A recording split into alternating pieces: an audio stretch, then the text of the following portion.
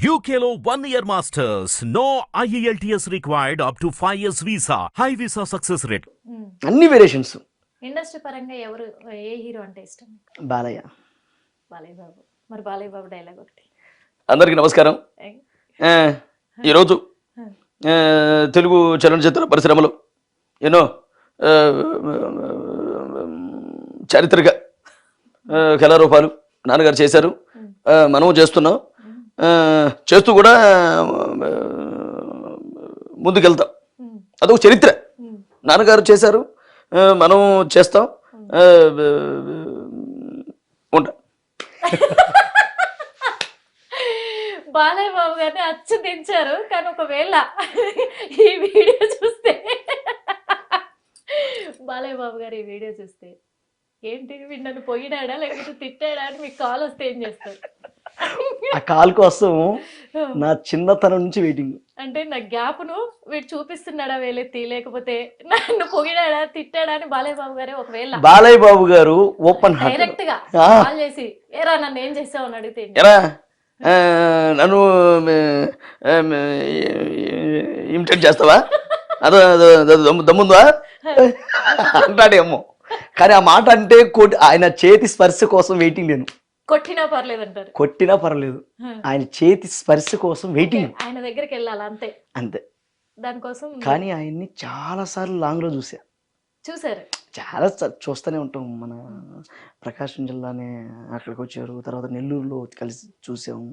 అంటే చాలా దగ్గరలో చూశాను, కానీ ఆయన దగ్గరగా ఎంకరేజ్ చేస్తారు.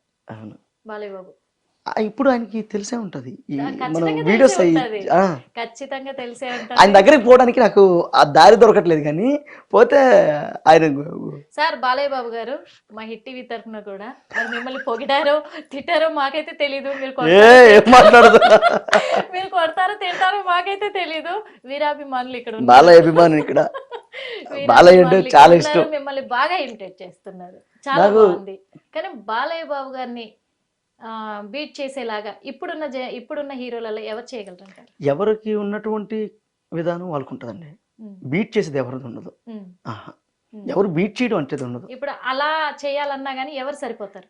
చేయలేరు, చేయలేరు. ఎవరు పోటీ?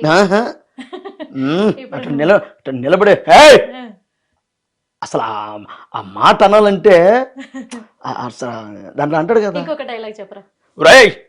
ఒరే రెడ్డి, నీ ఇంటికి వచ్చా, నీ నట్టింటికి వచ్చా, నీ అబ్బాయి రాయలసీమ గడ్డ మీద పుట్టుంటే నువ్వు కట్టింది మొలతాడైతే రారా రా, నా పేరులో సింహం ఉందిరా, అది ఆకలిస్తే అన్నం తినదు, పౌరుషాన్ని తింటుంది, ఏం వస్తావా చూస్తావా? ఈ డైలాగు ఎవరైనా చెప్పమని చెప్పు ఇండస్ట్రీలో. అంటే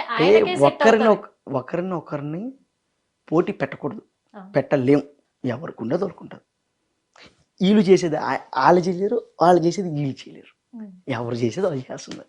చిరంజీవి గారి డైలాగ్ ఒకటి సూపర్. అయినా మాకోసం చిరంజీవి గారి డైలాగా, రారనుకున్నారా రా లేరనుకున్నారా, అదే రక్తం అదే పౌరుషం జంక్షన్ జామ్ అయిపోద్దియా. ఏదో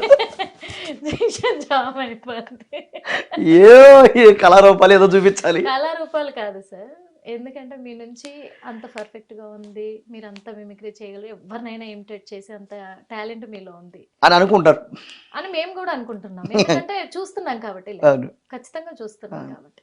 ఇప్పుడు ఇండస్ట్రీలో ఒక నటుడిగా మీరు రాణిస్తున్నారు. అవును కదా.